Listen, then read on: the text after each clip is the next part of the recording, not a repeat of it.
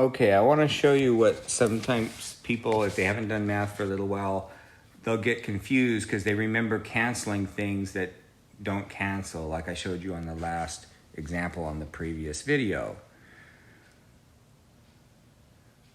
So the 2's in this expression, 2x minus 2 over 2a plus 2, these 2's actually do cancel because 2 is a factor of every single term in the numerator, and 2 is a factor of every single term in the denominator. Therefore, 2 is a factor of the whole numerator, and 2 is a factor of the whole denominator. And so those 2's cancel. But canceling them directly from here is not a good idea. It's just a bad habit. You'll end up remembering things wrong.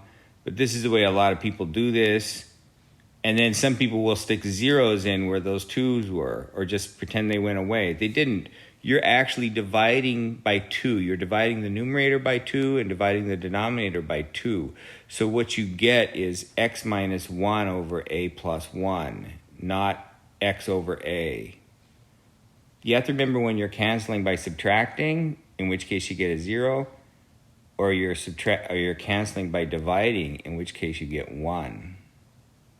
Okay, but this is kind of a bad way to do this because it can lead to a lot of errors, especially if you have a semester off and then return to math or need to use a math in another class. You'll get these things wrong. So this is a bad way to do this.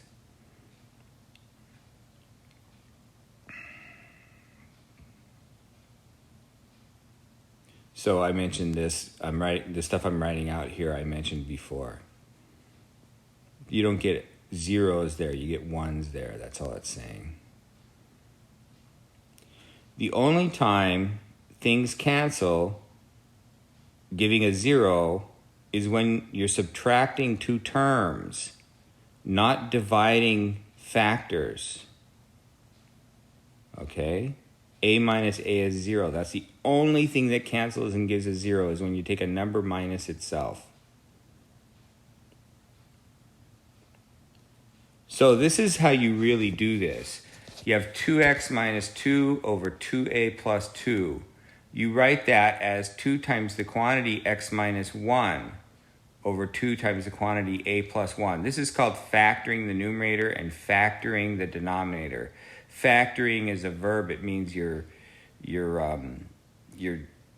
writing the expression as a product of factors.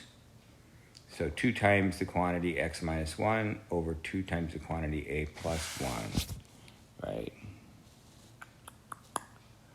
And then what's really happening is 2 now is a factor of the numerator, and 2 is a factor of the denominator, so they cancel because they give you 1, and 1 times the number is the number, right? So that we call factored form. Numerator and denominator written as products. So that's an important thing to understand too.